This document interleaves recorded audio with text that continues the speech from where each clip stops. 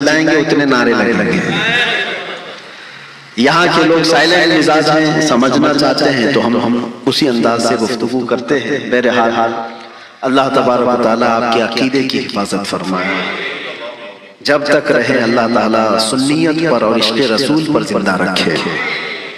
میں آگے بڑھتا ہوں میری بات کو لے کر، ایک ہی جملے پر میں گفتگو کرتا ہوں، ایک ہی جملہ آپ سمجھ کے چلیے۔ ہماری پوری زندگی کا دار و مدار کس چیز پر ہے؟ ہماری پہچان کیا ہے؟ ہماری لائف، ہماری زندگی، ہمارا جینا مرنا یا ہمارا نام کس چیز پر ہے؟ سارا کا سارا ڈیپینڈ ہے تاجدار مدینہ صلی اللہ علیہ وسلم کی ذات پر۔ وہ جو نہ تھے تو، یاد ہے آپ لوگوں کو، وہ جو نہ تھے تو اور وہ جو نہ ہو تو، یہ جملہ بس اس کو یاد رکھیں۔ وہ جو نہ تھے تو کچھ نہ تھا، اور وہ جو نہ ہو تو ہماری زندگی میں اگر وہ نہ ہو تو پھر کچھ بھی نہیں ہے۔ ہماری داڑھیوں سے ہماری عزت نہیں ہے، ہماری ٹوپیوں سے ہماری عزت نہیں ہے، ہمارے جبے کبے سے ہماری عزت نہیں ہے، بلکہ ہماری عزت نام مصطفیٰ سے ہے۔ علامہ اقبال نے کہا ہے، علامہ اقبال نے کہا ہے، آبرو ماں زنام مصطفیٰ است، ہم سب کی عزت و آبرو مصطفیٰ کے نام سے وابستہ ہے۔ اگر وہ نام ہٹ گیا تو پھر کچھ بھی نہیں ہے، کچھ بھی نہیں ہے۔ جس کو اعلیٰ حضرت کیا کہتے ہیں؟ وہ جو نہ تھے تو کچھ نہ تھا، وہ جو نہ ہو تو کچھ نہ ہو۔ جان ہے وہ جہان کی، اور جان ہے تو جہان ہے، جان ہے تو جہان ہے۔ آپ کو ایک بات یاد رکھنا چاہیے، پوری جہان کی جان کو کہا گیا ہے، پورے دنیا کی جان ہے وہ، اور ہماری جان کیسے نہ ہو؟ اور قرآن کہتا ہے النبی اولیٰ بالمؤمنین من انفسہم، قرآن میں اللہ فرماتا ہے نبی مومنوں سے ان کی جان سے زیادہ قریب ہے۔ جان سے زیادہ چیز کیا ہو سکتی ہے؟ قریب۔ لیکن قرآن کہہ رہا ہے کہ نبی تمہاری جان سے زیادہ قریب ہے۔ اسی لیے بزرگوں نے ہمیں یہی عقیدہ دیا ہے کہ اللہ کی سرزا بقدم شان ہے یہ، انسان نہیں انسان، وہ انسان ہے یہ۔ قرآن تو ایمان بتاتا ہے انہیں، اور ایمان یہ کہتا ہے میری جان ہے۔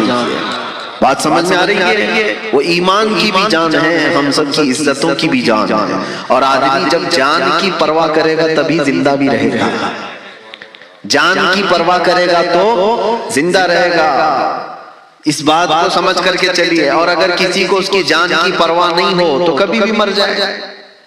جان کی پرواہ کرنے کا مطلب یہ ہے کہ ہم سب کو عزت رسول کی پرواہ کرنی چاہیے، وہ ہماری جان ہے، وہ ہماری جان ہے۔ میں آپ کو بتاتا ہوں، مجھے کچھ ڈپارٹمنٹ والے اٹھا کر لے گئے اور کافی دیر تک ایک مسئلے میں انویسٹیگیٹ کر رہے تھے۔ کہا کہ آپ اتنا زیادہ بیان میں جو ہے سختی کیوں لاتے ہیں؟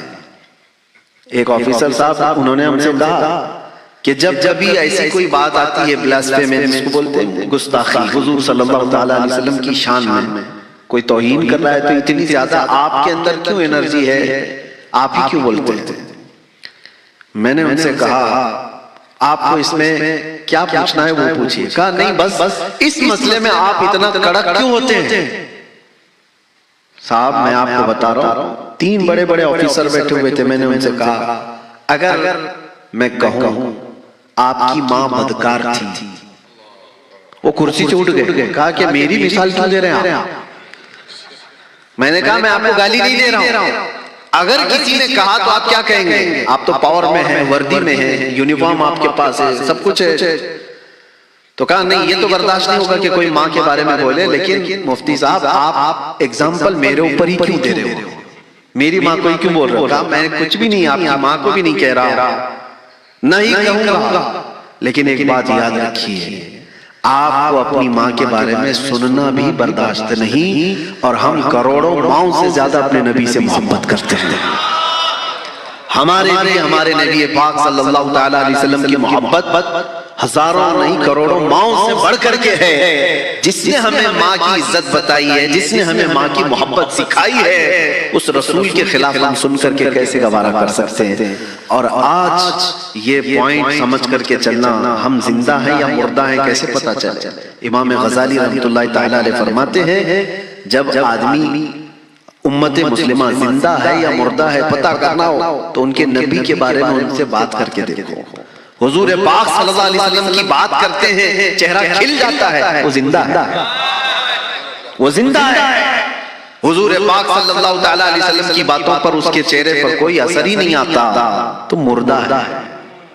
وہ جی تو رہا ہے لیکن وہ مردہ ہے، اس لیے کہ جان کو جب بھی آدمی کوئی ٹچ کرتا ہے تو اس کے اندر حرکت تو ہوتی ہی. ایک مرے ہوئے آدمی کو آپ 1000 واٹ کا کرنٹ بھی لگاؤ کیا ہونے والا ہے؟ کچھ ہوگا. زندے آدمی کو 5 واٹ کا بھی تھوڑا سا چٹکا لگاؤ پھر دیکھو کیسے ہوتا ہے. کیوں؟ جان ہے تو حرکت ہو جائے گی، کرنٹ تھوڑا سا لگے گا حرکت ہو جائے گی. اور مردہ آدمی کو 1000 واٹ کا کرنٹ بھی لگاؤ کچھ نہیں ہوگا، زیادہ کالا ہو جائے گا اور کالا ہو جائے گا. یہ بات یاد رکھو، زندوں کی محفل میں حضور پاک صلی اللہ تعالیٰ علیہ وسلم کا نام لیتے ہی جو حرکت آتی ہے یہ تمہاری زندگی کی علامت ہے. آپ نے دیکھا ہمارا مزاج کیا ہے، آپ کے ہاں مزاج ہے یا نہیں پتہ نہیں، لیکن سنی صحیح العقیدہ ہر محلے میں ہر جگہ پر اگر حضور کا نام لیا جائے اشہد ان محمد رسول اللہ صلی اللہ علیہ وسلم، آپ انگوٹھے چومتے ہیں؟ انگوٹھے چومتے ہیں آپ؟ میں نے حضور کا نام لیا، آپ نے انگوٹھے چوم کر کیا کیا؟ آنکھوں سے لگا. کیا میں نے اس کا ڈائریکشن دیا تھا آپ کو؟ اس کا آرڈر کیا تھا؟ کوئی اشارے میں بولا تھا؟ میں نے حضور کا نام لیا، آپ نے انگوٹھے چومے اور لگا لیا. کس نے بولا؟ یہ ہاتھ جو ہے دیکھو آپ انسان کی فطرت میں ہے، کبھی گانے بجتے ہیں تو خود بخود ہاتھ ہلنے لگتے ہیں کچھ لوگوں کے، دھن اور میوزک آئے تو ہاتھ پیر ہلنے لگتے ہیں. انسان کی فطرت میں کچھ چیزیں ایسی غیر اختیاری ہے، اختیار سے نہیں کرتا، وہ نیچرل ہے. اسی طرح سے سنیوں کے نیچر میں ہے، حضور کا نام آتے ہی اس کے انگوٹھے خود بخود چلے جاتے ہیں. یہ حضور کی محبت جو اندر موجود ہے وہ اس سے وہ کرواتی ہے. یہ سب میں آپ کو جو باتیں بتا رہا ہوں یہ زندگی کے باقی ہونے کی علامتیں ہیں، اور اسی وجہ سے ہم آپ کے ساتھ بیان بھی کر رہے ہیں، خطاب بھی کر رہے ہیں. اگر یہاں زندے نہ ہوتے تو ہم بیان بھی کیوں کرتے؟ مردہ لوگوں میں ہم کیا بیان کریں؟ جہاں پر حضور پاک صلی اللہ تعالیٰ علیہ وسلم کے نام پاک کو لے کر کے آئیں کائیں ہے تو میں وہاں جاتا ہی نہیں. اور دوسری ایک خاص بات، میری امیج آج جس طرح سے بنائی گئی ہے ہمارے ملک میں، خاص طور پر ایک پروپیگنڈا کے طور پر خاص طور پر بنایا گیا کہ ایک کٹر وادی ہے، بھڑکاؤ بھاشن دیتا ہے، پرووک کرتا ہے، جو بھی ہے. یہ سب باتوں کو لے کر کے بہت سارے مسلمانوں میں بھی تھوڑا سا ڈر رہتا ہے کہ پتہ نہیں مفتی صاحب ان کے ساتھ بیٹھوں گا تو کل مجھے بھی کیس نہ ہو جائے، پولیس مجھے بھی نہ اٹھا لے جائے. بہت سارے لوگ بچنا بھی چاہتے ہیں. ایسے میں موریشیس کے شمیم صاحب ہیں، تیم اللہ صاحب ہیں، قاری صاحب ہیں، ان سب سے میں بھی یہی پوچھا تھا آپ لوگوں کو ڈر نہیں لگتا کہ مجھ سے تھوڑا بہت جو لوگ ریزرو رہنا چاہتے ہیں دور رہتے ہیں، آپ کیسے بلا رہے ہیں؟ وہ بھی اس ملک میں آپ رہتے ہیں. تو انہوں نے یہی کہا کہ آپ سے ہماری محبت آپ کے چہرے سے نہیں ہے، حضور پاک کی نسبت پر ہے. اللہ کے نبی صلی اللہ تعالیٰ علیہ وسلم کی محبت کی وجہ سے ہے. اور اس جرم میں اگر ہم کو کوئی سزا ہوتی ہے تو اس سزا کا مزہ ہی الگ ہے. میرے عزیزو ایک بات یاد رکھو، ہر آدمی آج کمفرٹ زون میں جینا چاہتا ہے. کمفرٹ زون کا مطلب یہ ہے کہ وہ کوئی بھی تھوڑا سا اسٹرگل نہیں چاہتا. تو پھر میں کہتا ہوں اگر ذرا برابر بھی اسٹرگل نہیں کرنا ہے، مصیبت نہیں دیکھنا ہے تو کربلا کی داستان سننا چھوڑ دو. غوث پاک کی کرامتیں بیان ہوتی ہیں، ان کی اسٹرگل والی لائف سننا چھوڑ دو. غریب نواز کا سفر سننا چھوڑ دو. کوئی زندگی ایسی نہیں ہے بزرگوں کی جنہوں نے اسٹرگل نہ کیا ہو. دین اسلام ہمیشہ قربانیاں مانگتا ہے، اور جو صرف حلوہ پراٹھے والا دین لے کے چلنا چاہتا ہے وہ تو کبھی بھی ڈاواڈول ہوگا. حالات جب ادھر کے ہو جائیں گے تو ادھر کے ہو جائے گا. اسی لیے ہمیشہ اپنے آپ کو اس بات کے لیے تیار رکھو، میرے دین اسلام پر چلنے کی وجہ سے پہلے تو اللہ کی بارگاہ میں دعا کریں کہ مولا کبھی مجھے آزمائش میں مت ڈال، میں امتحان کے قابل نہیں ہوں، میرا امتحان مت لے، لیکن اگر امتحان کی گھڑی آ گئی تو اے اللہ مجھے ہر مصیبت پر صبر کرنے کی توفیق دیتے۔ ہاں یہ نہیں کہ وہاں سے بھاگ گئے، جیسے ابھی میں بتا رہا تھا جیل کے حالات میں نے خود دیکھا ہے، سال 2 سال جس کے جیل میں ہو جائے تو پھر وہ بہکی بہکی باتیں کرنے لگتا ہے، خدا کے خلاف، قرآن کے خلاف، کہا کچھ نہیں ہے۔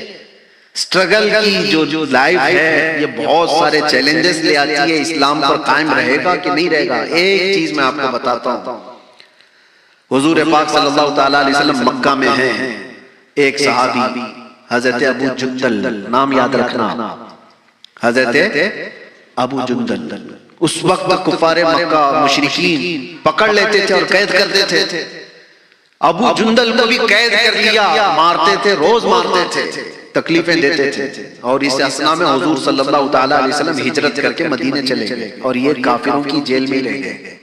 سوچو آپ، جرم کچھ بھی نہیں ہے، صرف اسلام لانے کی بنیاد پر ان کو جیل کے اندر رکھا گیا ہے، زنجیروں سے باندھ کر کے، چین سے، اور 6 سال گزر گئے تھے۔ اس کے بعد نبی پاک صلی اللہ تعالیٰ علیہ وسلم جب واپس عمرہ کے لیے آ رہے تھے، آپ کو تاریخ معلوم ہونا چاہیے، مکہ کے کافروں نے راستہ روک دیا، حضور صلی اللہ تعالیٰ علیہ وسلم سے کہا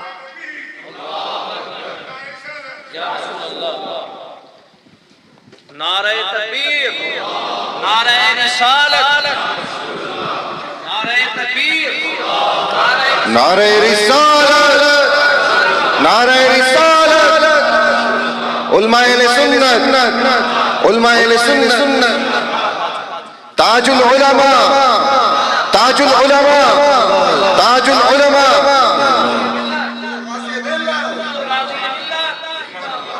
فیضان مغنی میں اشرف، فیضان مغنی میں اشرف، اولاد مغنی میں اشرف، تکبیر، رسالہ، رسالہ، اولاد غوث العالم، اولاد غوث العالم، تکبیر، رسالہ، نعرہ تکبیر، نعرہ رسالت، حضور تاج العلماء، حضور غازی ملت، حضور غازی ملت، اولاد محدث اعظم، اولاد مخدوم اشرف، فیضان مخدوم اشرف، نعرہ رسالت۔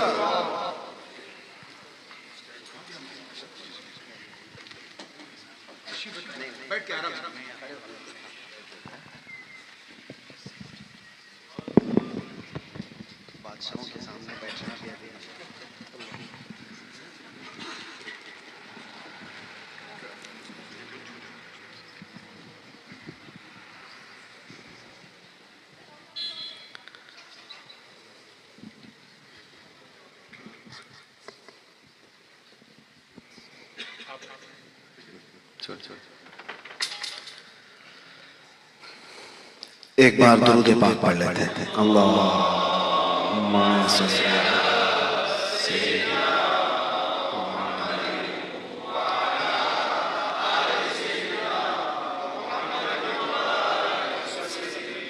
صلاۃ و سلام علیک یا رسول اللہ صلی اللہ تعالیٰ علیہ وسلم۔ اب میں آپ کو نظر نہ بھی آؤں تو چلے گا، اصل چہرے نظر آ رہے ہیں، بس کافی ہے۔ میرا وقت بھی ختم ہونے کو ہے، اس لیے کہ بزرگوں کی بارگاہ میں زیادہ دیر تک لب کشائی کرنا یہ بے ادبی بھی ہے۔ یہ حضرت کے حکم پر میں یہاں پر حاضر ہوں۔ اللہ تبارک و تعالیٰ صحت و سلامتی کے ساتھ سایہ دراز فرمائے، خانوادہ چشتیہ کی آبرو بلکہ سادات کی چھوچا کی عزت، پوری دنیا جن کے نام سے کہ چوچا سے وابستگی کو فخر بھی محسوس کرتی ہے، اللہ تبارک و تعالی اس گلے گلزار ہاشمیت کو سلامت رکھے۔ میں بات صرف اتنی عرض کر رہا تھا کہ اگر کوئی کمفرٹ زون میں جینے کا عادی ہے تو پھر وہ کربلا سننا چھوڑ دے۔ پھر وہ غوث پاک کی باتیں سننا چھوڑ دے، سرکار غریب نواز کا سفر سننا چھوڑ دے۔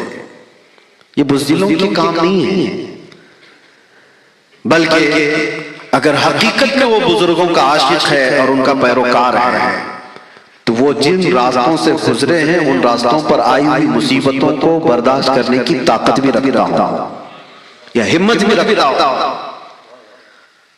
اللہ کے نبی صلی اللہ تعالیٰ علیہ وسلم کی یہ حدیث ہے، لا تتمنوا لقاء عدوکم، تم تمنا مت کرو کہ میری جنگ ہو جائے دشمنوں سے، ابھی میں بھیڑوں گا، ابھی میں ماروں گا، ابھی میں کاٹوں گا، تمنا بھی مت کرو۔ جنگ اچھی چیز تو ہے نہیں، نقصان تو ہوگا ہی، لیکن حضور پاک صلی اللہ علیہ وسلم یہ فرماتے ہیں اگر تمہارے اوپر طاری کر دی گئی تو پھر پیچھے پیر پھیر کے بھاگنا بھی مت، پھر جمے رہو، اللہ کی مدد تمہارے ساتھ ہے، اللہ تعالیٰ کی مدد آئے گی۔ کمفرٹ زون میں جینے والوں کے لیے میں جو چیز عرض کر رہا تھا، کبھی صحابہ اکرام کی بات سنو، میں گھبرا گیا تھا بڑودہ کی سینٹرل جیل میں سب سے پہلے، آج آپ کے سامنے میں یہ پہلی بار اظہار کر رہا ہوں، پہلی بار کہ ملاقات میرے اپنوں سے بھی نہیں ہو پاتی تھی، میرے رشتہ داروں سے، میرے بیوی بچوں سے بھی ملاقات ہوئی۔ اس وقت سب سے پہلے میرے پاس میری خیریت دریافت کرنے کے لیے جو بندہ آتا ہے، جو قاصد آتا ہے، وہ کسی اور کی طرف سے نہیں، تاج العلماء نورانی میاں صاحب کی طرف سے۔ سادات کی چوچا کا پیغام لے کر دو بندے میرے پاس حاضر آئے اور وہ خصوصی آفس کی ملاقات لے کر، مجھے آج بھی وہ بات یاد ہے، میں نے واپس وہیں بیٹھ کر کے تحریر بھی لکھ کر گئی تھی، پہنچی یا نہیں پہنچی معلوم نہیں۔ بہرحال یہ ایک بات ہے میرے عزیزوں، اس وقت گھبراہٹ میں ایسا ہوتا تھا کہ ہمارے ساتھ ایسا کیوں ہے، ہم دین کا ہی تو کام کر رہے تھے۔ میں نے ایک حدیث پڑھی، اس کے بعد سے پھر یہ سب چیزیں بھول گیا۔ حضرت ابو جندل کی بات میں کہہ رہا ہوں، کفار مکہ، مشرکین مکہ نے 6 سال تک قید میں رکھا اور حضور ہجرت کر کے چلے بھی گئے۔ 6 سال کے بعد حضور تشریف لائے، کتنے سال ہو گئے؟ 12 سال ہو گئے، ایک بندہ قید میں ہے، اور اس کے بعد نبی پاک صلی اللہ علیہ وسلم حدیبیہ کے موقع پر مقام پر پہنچے، عمرہ کرنے کے لیے آئے، اور اس وقت مکہ کے کفار و مشرکین عمرہ کرنے نہیں دینا چاہتے تھے، ایگریمنٹ ہوتا ہے، صلح حدیبیہ ہوتی ہے، اس ایگریمنٹ کے جو بند تھے، جو عقود تھے، اس میں سے پہلی چیز یہ بھی تھی کہ ہماری طرف سے کوئی آدمی بھاگ کر مدینے جائے تو آپ اسے واپس کریں گے، اور مدینے کا کوئی شخص بھاگ کر ہمارے پاس آئے تو ہم واپس نہیں کریں گے۔ یہ مان لی گئی تھی، یہ شرطیں جو ٹرمز اینڈ کنڈیشنز بنے تھے نا ایگریمنٹ کے، اس میں یہ چیز تھی۔ اللہ کے نبی صلی اللہ تعالیٰ علیہ وسلم اس کو مان لیے تھے، لیکن ابھی دستخط نہیں ہوئی تھی دونوں کے درمیان، قریش اور حضور کے درمیان، مکہ کے کافروں اور حضور کے درمیان ایگریمنٹ۔ اسی اثنا میں وہ ابو جندل صحابی جو سالوں سے جیل میں تھے، دروازہ توڑ کر نکل آئے۔ میں جانتا ہوں ایک قیدی کو اگر باہر کی صرف ہوا بھی مل جائے، اس کی زندگی کچھ اور ہی لگتی ہے، اس کے لیے اس سے بڑی نعمت نہیں ہے، اس سے بڑی نعمت کوئی وہ محسوس بھی نہیں کرتا۔ جانتے ہو گھر کے کھانے کا ایک لقمہ قیدی کو ملتا ہے تو 1 مہینے تک دعا کرتا ہے۔ ہاں یہ دیکھی ہوئی بات میں بتا رہا ہوں، ایک لقمہ مل جائے گھر کا۔ ایسے حالات میں اگر کوئی دروازہ توڑ کر جیل سے باہر آ گیا اور 1400 کے قریب صحابہ حدیبیہ کے موقع پر وہاں موجود ہیں، سب میں آ کر مل گئے، زخم دکھا رہے ہیں اپنی پیٹھ کے، کافروں نے کتنا مارا، ظالموں نے کتنا مارا، اتنے سالوں سے قید میں، صحابہ نے گلے لگائے، آ گیا ہمارا بھائی ہمارے ہاتھ۔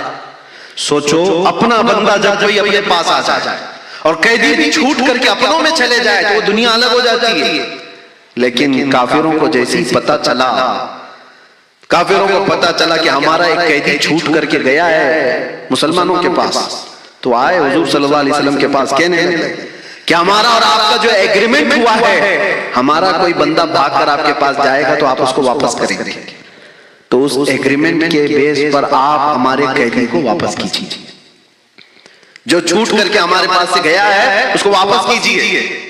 حضور نے کہا کہاں ہے ابو جندل؟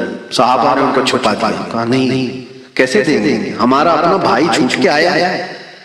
اور وہ ابو جندل کہنے لگے کہ مجھے اتنا مارا گیا، اتنے سالوں سے میں ظلم سہ رہا ہوں، کیا مجھے واپس کیا جائے گا؟ حضور صلی اللہ علیہ وسلم نے صحابہ سے کہا کہ ابو جندل کو واپس کر دو۔ یہ کیسی بات تھی میرے عزیزو، ظاہراً کسی کو لگے گا یہ کیسا انصاف ہے، لیکن وہ رحمت للعالمین ہے، وہ رحمت للعالمین ہے، کوئی کام رحمت کے بغیر تو نہیں کرتے۔ تو ابو جندل جب بلائے گئے تو وہ رونے لگے صحابہ کو دکھا دکھا کر کے کہ مجھے واپس کیا جائے گا۔ صحابہ نے آ کر کے ریکویسٹ کی، یا رسول اللہ صلی اللہ علیہ وسلم ابھی سائن نہیں ہوئی ہے ایگریمنٹ میں، یہ اس سے پہلے کی بات ہے، سائن کے بعد ایگریمنٹ پہ عمل کیا جائے گا، ابھی تو ہم ان کو نہیں بھیجتے۔ مکہ کے کافر مشرک اس وقت جوش میں تھے، انہوں نے کہا اگر اس کو واپس نہیں کریں گے تو ہم ایگریمنٹ سائن بھی نہیں کریں گے، ہم کو وہ بندہ واپس چاہیے، ضد تھی۔ اللہ کے رسول صلی اللہ تعالیٰ علیہ وسلم نے فرمایا کہ ابو جندل کو واپس بھیج دو۔ صحابہ نے ہو سکتا ہے اپنے دل پر پتھر رکھ کر کے اس چیز کو، حالات کو دیکھ کر کے محسوس کیا ہو، ابو جندل کو واپس کر دیا گیا۔ میں یہ سوچتا تھا کسی بندے کو 12 سال کے بعد حضور واپس کہیں جیل میں چلے جاؤ، واپس چلے جاؤ قید میں، ایسا کیا ہو سکتا ہے؟ اس برداشت کی طاقت کتنی ہونی چاہیے اس بندے کے اندر، کتنا سہنے کی طاقت ہونی چاہیے۔ پھر میں نے محسوس کیا کہ حضور پاک صلی اللہ تعالیٰ علیہ وسلم نے ان کو جو واپس کیا وہ کس لیے؟ چاہتے تو اس کو رکھ لیتے، ان کے لیے جنگ بھی ہو سکتی تھی۔ نہیں میرے عزیزو، بات یہ تھی کہ ان سزاؤں کو سہنے کے بعد پھر اگر اور اسٹرگل کرنے کی ہمت ہے اور طاقت ہے تو یہی تمہارا ایمان ہے۔ اور یہاں بات جیل کی اور سزا کی نہیں تھی۔ اللہ کے نبی صلی اللہ علیہ وسلم نے فرمایا لا یؤمن احدکم حتی یکون ہواہ تبعا لما جئت بہ، اس وقت تک تم میں سے کوئی مومن نہیں ہو سکتا جب تک کہ اپنی خواہشات کو میری مرضی کے مطابق نہ کرنا۔ جب تک رسول اللہ صلی اللہ علیہ وسلم کی مرضی کے مطابق تمہاری زندگی نہیں بنتی، اس وقت تک تم پورے مومن نہیں کہلائے جا سکتے۔ ہو سکتا ہے تمہاری مرضی ہو آزاد جینے کی، میرے مصطفیٰ کی مرضی ہے کہ تو قید میں جیے، قید کو اگر پسند کر دیا تو تم مومن کامل ہے۔ اپنے آرام کو، اپنے کمفرٹ زون کو قربان کیا اگر حضور کی مرضی کے لیے، تو یہ ایمان ہے، اور اس کے بغیر میرے عزیزوں کو ایمان نہیں ہے۔ اسی کو میں کہہ رہا تھا، زندگی کا پورا دار و مدار اس بات پر ہے، وہ جو نہ تھے تو کچھ نہ تھا، اور وہ جو نہ ہو تو ہماری زندگی کا ہر فیصلہ جب بھی آئے حضور پاک صلی اللہ تعالیٰ علیہ وسلم کی ذات پاک کو اس میں ملحوظ رکھو۔ آپ کو پتا ہے ہماری خواہشات کیا کیا چاہتی ہیں، بہت کچھ ہے، لیکن جب تک اسے قربان نہیں کرتے اس وقت تک ایمان کے درجے کو نہیں پہنچ سکتے۔ مدینہ طیبہ میں ایک صحابی ہیں، حضور کی بارگاہ میں آئے، نوجوان ہیں، کالا رنگ ہے، کہا یا رسول اللہ کوئی شادی نہیں کرتا مجھ سے، کہیں شادی ہوتی نہیں ہے میری، غریب بھی ہوں۔ نبی پاک صلی اللہ تعالیٰ علیہ وسلم جب دریائے رحمت جوش میں آئے، وہ جسے جو چاہے عطا کرے، جیسا چاہے عطا کرے۔ حضور صلی اللہ تعالیٰ علیہ وسلم نے فرمایا میں تیری شادی کرواتا ہوں، میں کرواتا ہوں۔ کہا کہ میرے ایک انصار صحابی، جاؤ ان کے گھر، ان کی بیٹی بڑی خوبصورت ہے، کہنا کہ میں نے تمہیں پیغام بھیجا ہے تمہارے نکاح کا۔ ایک ہی بیٹی ہے، ایک انصار صحابی، اور وہ بھی مدینے کی خوبصورت، اور یہ ہے کالے رنگ کے جن کو کوئی رشتہ دیتا نہیں تھا۔ یہ نوجوان گئے، شوہر بیوی بیٹھے ہوئے ہیں، ماں باپ لڑکی کے، جا کر کے کہا مجھے اللہ کے نبی نے بھیجا ہے۔ کہا کس نے؟ کہا آپ کی بیٹی کا رشتہ لے کے آیا۔ شکل دیکھی اوپر سے نیچے، کہاں ان کی بیٹی اور کہاں یہ نوجوان۔ تھوڑی دیر کے لیے انہوں نے، حالانکہ وہ صحابی، تھوڑی دیر کے لیے انہوں نے کہا ٹھیک ہے ہم اللہ کے رسول صلی اللہ علیہ وسلم سے آ کر کے بات کر لیں گے، آپ جاؤ۔ ان کے لیے کوئی نئی بات نہیں تھی، کیونکہ ہر دن تو ریجیکٹ کہیں نہ کہیں سے ہو ہی جاتا تھا۔ کہا یہ بھی ویسی ہے۔ وہ تو نکل کر کے گئے، اندر جو لڑکی تھی وہ سن رہی تھی یہ کنورسیشن۔ آئی، کہا اپنے باپ سے ابا کون آیا تھا؟ کہا ایک نوجوان آیا تھا۔ کیا لے کر آیا؟ کہا تیرے شادی کا پیغام لے کر آیا۔ آپ نے کیا کہا؟ کہا اس کی شکل تو ہم نے دیکھی، ہم نے سوچا حضور صلی اللہ علیہ وسلم سے جا کر کے بات کریں گے۔ میرے عزیزو مدینے کی لڑکی ہے، مدینے کی نوجوان خاتون ہے، اپنے باپ سے کہتی ابا آپ نے صرف اس کی شکل کو دیکھا، بھیجنے والے کی شکل کو نہیں دیکھا، آمنہ کے لال کو نہیں دیکھا، کس نے بھیجا تھا؟ بابا اسی وقت جھاگ گئے، کہا کہ بیٹی نے کہا، ورنہ تو بیٹیاں پہلے ہی سے منہ مسود لیتے، ابا کس سے کر رہے ہو؟ وہ مدینے کی شہزادی تھی، کہا ساحری شکل و صورت آپ نے کیوں دیکھا؟ یہ دیکھا ہوتا کہ اللہ کے نبی نے بھیجا ہے۔ اپنی خواہشات کو قربان کرنا اس کو کہتے ہیں ایمان۔ اور وہ گئے، حضور کو ابھی سنا ہی رہے تھے وہ نوجوان کہ ریجیکٹ ہو گیا ہے، گیا تھا ان کی لڑکی پوچھنے کے لیے، ان کے ہاؤ بھاؤ سے تو لگ رہا ہے کہ وہ دینے والے نہیں ہیں، یا پھر آپ سے بات کرنے کے لیے انہوں نے ٹال دیا ہے۔ ابھی یہ بات چل رہی تھی، لڑکی کے ماں باپ دونوں دوڑتے دوڑتے آئے بارگاہ مصطفیٰ صلی اللہ علیہ وسلم، عرض کیا یا رسول اللہ ابھی وہ امی فدا خطا ہو گئی ہماری، ہم تاخیر سے جواب دے رہے ہیں، ہم بھی راضی، ہماری بیٹی بھی راضی۔ آپ نکاح فرمائے، جانتے ہو اللہ کے نبی صلی اللہ علیہ وسلم نے مسجد نبوی میں نکاح فرما دیا، اسی دن نکاح ہوا۔ نوجوان سے کہا جاؤ کچھ سامان خرید کر کے لاؤ جہیز کا، گھر بسانے کے لیے۔ اب اس نوجوان کو بھیجا گیا سامان خریدنے کے لیے، گھر بسانے کے لیے۔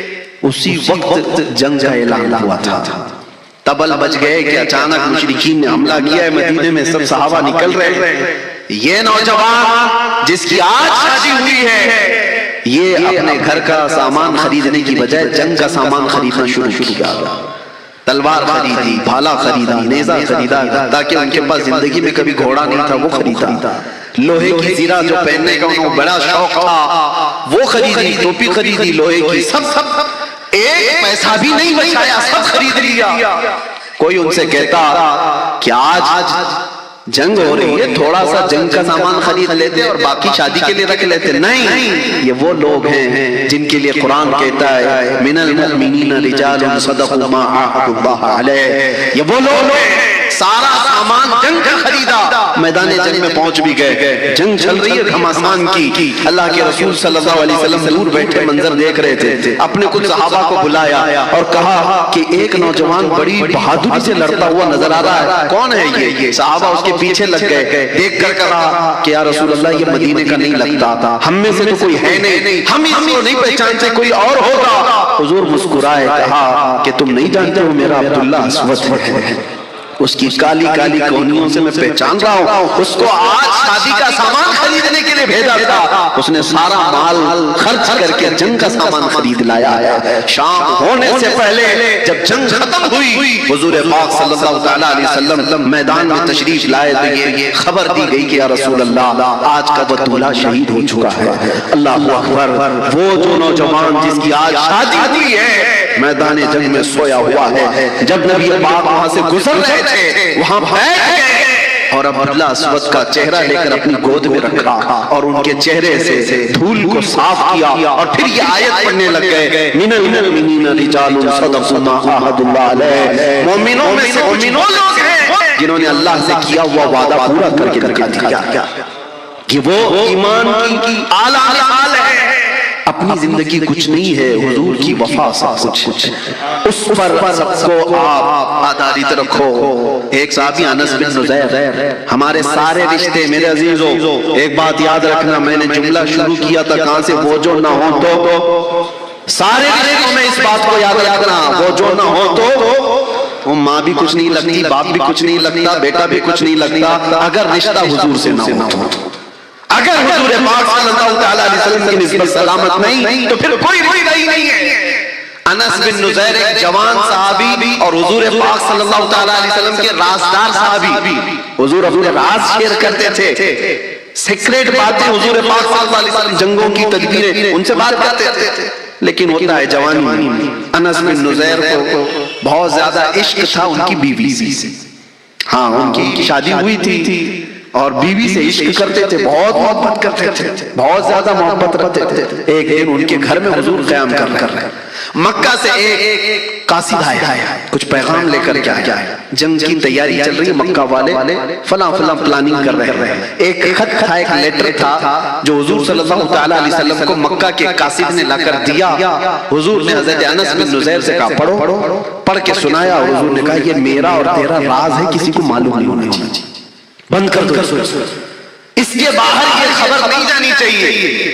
کہا یا رسول اللہ صلی اللہ علیہ وسلم آپ کی عزت کی سلامتی، آپ کے راز کی سلامتی میری جان سے بڑھ کر کے. حضور تشریف لے گئے. جب رسول پاک چلے گئے بیوی اندر سے آتی ہے، کہتی ہے انس، اللہ کے رسول صلی اللہ تعالیٰ علیہ وسلم گھر میں آئے تھے، کیا بات چل رہی تھی؟ تو انس بن نزیر نے کہا بات جو بھی چل رہی تھی وہ میں بتا نہیں سکتا، میرا اور رسول اللہ کا مسئلہ. بیوی نے کہا تم مجھ سے اتنا عشق کرتے ہو، اتنی محبت کرتے ہو، کیا مجھے شیئر نہیں کر سکتے؟ کہا نہیں، اس میں کوئی شیئر نہیں، یہ حضور پاک صلی اللہ تعالیٰ علیہ وسلم کی بات ہے. تو بیوی نے ہنس کر کے کہا نہیں بتاؤ تو نہیں بتاؤ، میں نے سن لیا ہے پوری بات، دیوار کے پیچھے سے میں نے سن لیا ہے، مکہ کا قاصد آیا ہے، جنگ کی پلاننگ اس میں لکھی ہوئی ہے، لیٹر آپ نے پڑھ کے سنایا، میں سن لیا. اتنا سننا تھا انس بن نزیر کھڑے ہو گئے اور سیدھے اپنی بیوی کا گلا پکڑ لیا، سیدھے گلا پکڑ لیا. کہا اس وقت تک نہیں چھوڑوں گا جب تک میرے مصطفیٰ نہ کہتے. گلا پکڑ کر گردن پکڑ کر لے کے چلے حضور پاک صلی اللہ علیہ وسلم کے پاس. نبی پاک صلی اللہ تعالیٰ علیہ وسلم نے دیکھا کیا ہوا، اپنی اس سب سے زیادہ محبت کرنے والی بیوی کو پکڑ کر کے لائے. حضور نے پوچھا کیا ہوا؟ کہا یا رسول اللہ اس لیے لے کر کے آیا، آپ کا حکم تھا کہ میرا راز کسی پر افشا نہ کرے، میں نے کوئی افشا نہیں کیا، لیکن غلطی سے اس نے سن لیا ہے دیوار کے پیچھے سے. اگر آپ کا حکم ہو تو گلا دبا دو اور راز ختم ہو جائے گا. یہ جو انفارمیشن لیک ہو رہی ہے بند ہو جائے گی، ختم ہو جائے گا. اگر آپ کا حکم ہو. حضور پاک مسکرائے، کہا نہیں انس، جیسے تم میرے صحابی ہو تمہاری بیوی بھی میری صحابیہ ہے، وہ بھی راز کی حفاظت کرے گی، چھوڑ دو. اور انہوں نے ہاتھ چھوڑ دیا اور پھر مسکرا کر اپنی بیوی سے ملتے ہیں. جیسے پہلے عشق تھا ویسی ہی عشق ہے، لیکن جب بات نبی پاک کی آئے تو پھر کوئی رشتہ ہی نہیں ہے. وہ جو نہ تھے تو کچھ نہ تھا، وہ جو نہ ہو تو سارے رشتوں کا اسی بات پر اثر آپ کو دیکھنے کو ملے تو وہ ایمان ہے، وہ ایمان ہے. اور اگر آپ دوسرے رشتوں کو اہمیت دیتے ہو، دوسری باتوں کو اہمیت دیتے ہو، جیسے کہ امام غزالی نے جو فرمایا مردہ ہیں یا لوگ زندہ ہیں، یہ دیکھنا ہو تو ان کے سامنے اپنے نبی کی بات کر کے دیکھو. اگر ان کے چہرے کھل جاتے ہیں تو کرنٹ لگا ہوا ہے اور زندگی ہے ان کے اندر. اور اگر کوئی حرکت ہی نہیں ہوتی تو جیسے میں نے کہا مردے کو 1000 واٹ کا کرنٹ بھی لگاؤ، حرکت نہیں ہوگی، ہو سکتا ہے اور کالا ہو جائے، جل کے اور کالا ہو جائے. حضور پاک کی محبت کی بات زندوں میں کی جائے تو حرکت آتی ہے. اسی لیے نعرے ہمارے یہاں لگتے ہیں زیادہ، حرکت ہماری یہاں زیادہ ہوتی ہے. کیوں؟ یہ زندگی کی علامت ہے، اور اللہ کرے کہ یہ زندگی ہمیشہ سلامت رہے. میرے عزیزو یہ اگر چھوٹ گئی تو کچھ بھی نہیں ہے، کچھ بھی نہیں ہے. اسی جملے پر میں گفتگو ختم کروں گا، زیادہ بزرگوں کا وقت میں نہیں لوں گا. بس وہ جو نہ ہو تو سو تو نہیں رہے آپ لوگ، ابھی اصل زندگی آپ کو دیکھنی ہے، باقی ہے. میں جگانے آیا ہوں تھوڑی دیر کے لیے، میں فیلڈ بنا دوں تاکہ اس میں اچھے بیج بوئے جائیں اور اچھی فصل بھی آپ کو دیکھنے ملے. آپ اس بات کو پھر سے دہرائیں، وہ جو نہ ہو تو زندگی میں بھی وہ جو نہ ہو تو، ہماری مسجدوں میں بھی وہ جو نہ ہو تو، اذانوں میں بھی وہ جو نہ ہو تو، نمازوں میں بھی وہ جو نہ ہو تو، ارے قبر میں بھی وہ جو نہ ہو تو، حشر میں بھی وہ جو نہ ہو تو کہیں کام نہیں چلنے والا ہے. وہ جو نہ ہو تو کچھ نہ ہو. قبر میں بھی یہی حال ہے. اسی لیے سیدنا عمر ابن خطاب حضور کے ساتھ بیٹھے ہیں، رسول پاک صلی اللہ تعالیٰ علیہ وسلم قبر کے حالات بتا رہے ہیں کہ جب مردے کو دفن کر دیا جائے گا، فرماتے میرے آقا یاتیانی ملکانی عینانی ازرقانی، 2 فرشتے آئیں گے ایسے جن کی نیلی آنکھیں ہوں گے، کالا چہرہ ہوگا، جھنجھوڑ کر اٹھائیں گے، پوچھیں گے تیرا رب کون ہے، تیرا دین کیا ہے. یہ سوالات اس کے لیے اتنے سخت ہو جائیں گے کہ بہت سارے لوگ جواب جلدی دے نہیں پائیں گے. یہ قبر کے حالات حضور بیان کر رہے تھے. توجہ، حضرت عمر سے حضور نے پوچھا عمر تمہاری قبر میں جب یہ فرشتے آئیں تب کیا کہو گے؟ توجہ ہے، تمہاری قبر میں جب فرشتے آئیں گے تب کیا کہو گے؟ وہ فرشتے ایسے نہیں ہیں کہ رشوت لے کر کسی کو چھوڑ دیں گے یا کسی کا کوئی تعلق بتا کر کے وہ چھوڑ دیں گے، وہ اپنی ڈیوٹی پوری کر رہے ہیں. فرشتوں کا درد تو رہے گا ہی سب کو. عمر تم کیا جواب دو گے؟ تو حضرت عمر نے کیا کہا جانتے ہو؟ حضرت عمر حضور سے پوچھتے ہیں یا رسول اللہ صلی اللہ علیہ وسلم پہلے آپ مجھے یہ بتا دیں آج جو میں آپ سے محبت کرتا ہوں کیا یہ محبت مرنے کے بعد قبر میں بھی باقی رہے گی؟ حضور نے فرمایا دنیا والوں کی محبت ختم ہو جائے گی، مجھ سے جو محبت کرتا ہے وہ حشر تک باقی رہے گی، قبر میں بھی باقی رہے گی، حشر میں بھی باقی رہے گی۔ تب حضرت عمر فاروق جھومنے لگے اور کہا یا رسول اللہ اگر یہ محبت باقی رہے گی تو قبر میں جو بھی ہوگا میں نپٹ لوں گا، جو بھی ہوگا میں نپٹ لوں گا۔ کیوں یا رسول اللہ؟ صحابہ کا یہ نعرہ تھا کل مصیبت بعدک جلل یا رسول اللہ، اے اللہ کے رسول اگر آپ ہمارے ساتھ ہیں تو پھر ہر مصیبت چھوٹی ہے، ہر مصیبت ہلکی ہے۔ آپ اندازہ کرو یہ دولت اگر تمہارے ساتھ ہے تو یہاں پر بھی آرام سے جی پاؤ، قبر میں بھی جی پاؤ، قبر میں بھی سکون سے رہ پاؤ، اور حشر کی بات تو حشر کی ہے، عرش حق ہے مسند رفعت رسول اللہ کی، دیکھنی ہے حشر میں عزت رسول اللہ کی۔ آپ اللہ کے نبی صلی اللہ تعالیٰ علیہ وسلم سے بے حد محبت کرتے ہیں، دنیا میں جب محبت کرتے تھے تو اسی لیے قیامت کے دن بھی بے فکر وہ رہے گا بندہ۔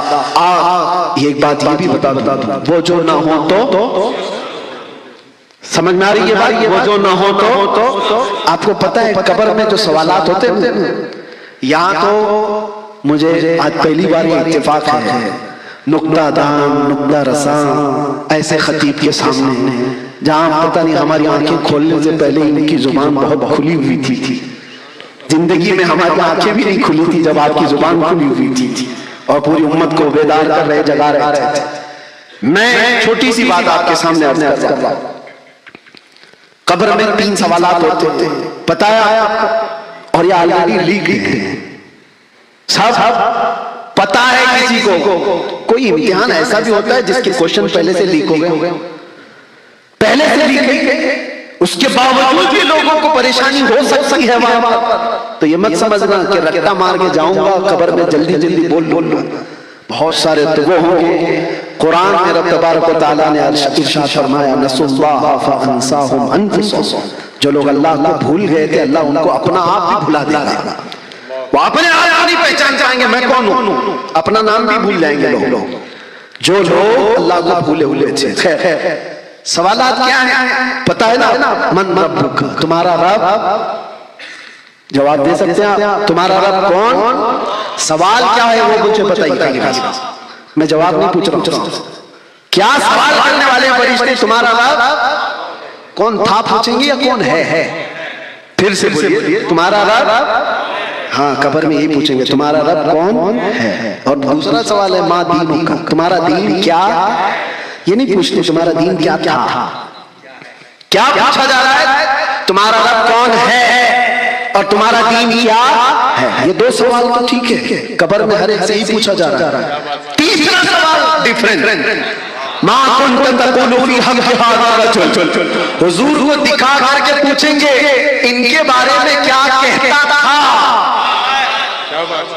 یہ نہیں ابھی کیا کہتا ہے۔ ارے پہلے جیسے 2 سوالات تھے، تیرا رب کون ہے، تیرا دین کیا ہے، اور یہ کون ہے اتنا ہی پوچھ لیتا، فرشتے اتنا پوچھ لیتے حضور کو دکھا کر کے کون ہے۔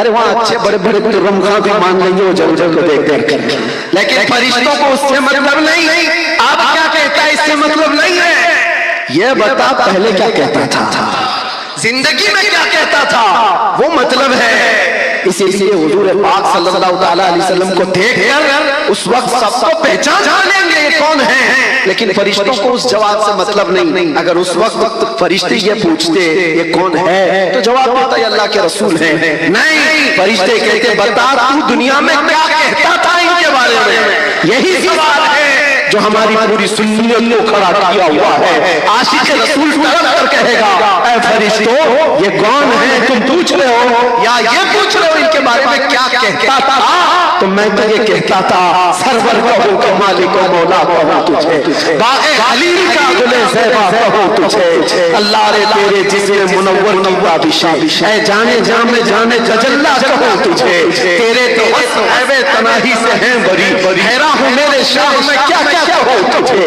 لیکن رضا نے خانے سخن اس پہ کر دیا، خالق کا بندہ خلق کا کہوں تجھے فرشتوں مجھ سے پوچھتے ہو میں دنیا میں کیا کہتا تھا تو میں یہ کہتا تھا سب سے اعلیٰ وہ اولا ہمارا نبی، سب سے بالا وہ اعلیٰ بجھ گئی جس کے آگے سبھی مشعلیں، شمع وہ لے کر آیا ہمارا نبی۔ فرشتوں میں یہ کہتا تھا حضور کے بارے میں خلق سے اولیاء، اولیاء سے رسول، اور رسولوں سے ہمارا نبی۔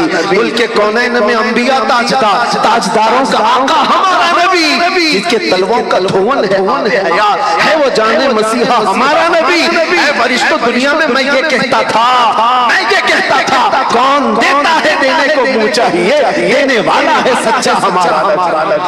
دنیا میں میں یہ کہتا تھا اے فرشتوں، میں دنیا میں یہ کہتا تھا جس طرح اٹھ گئی دم میں دم آ گیا اس نگاہ عنایت پہ لاکھوں سلام، میں دنیا میں ان کے بارے میں یہ کہتا تھا ہاتھ جسم تو اٹھا غنی کر دیا موجے بحر سماحت پہ لاکھوں سلام، میں دنیا میں ان کے بارے میں یہ کہتا تھا جس کے ماتھے شفاعت کا صحرا رہا جبین سعادت پہ لاکھوں سلام۔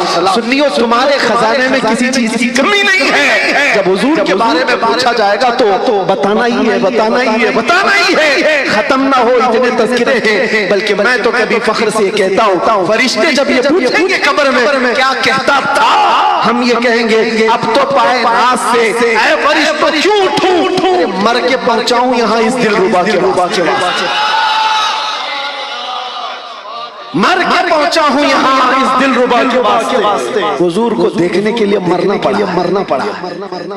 بس میری گفتگو آج کی ختم ہے، وہ جو نہ تھے تو اور وہ جو نہ ہو تو اس بات کو لے کر کے چلو پوری زندگی میں، اور اپنے بچوں کو اگر کوئی صحیح چیز دے سکتے ہو دنیا میں تو ٹوائز کا گفٹ نہیں، اور بڑے بڑے گھر جائیداد کا گفٹ نہیں۔ میں نے دیکھا ہے ابھی 2 دن پہلے کی بات میں آپ کو بتاؤں، میرے پاس ایک صاحب ہے کروڑوں کی جائیداد ہے اور 3 بیٹے ہیں جس میں سے 2 بیٹے باپ پر کیس کیے ہوئے۔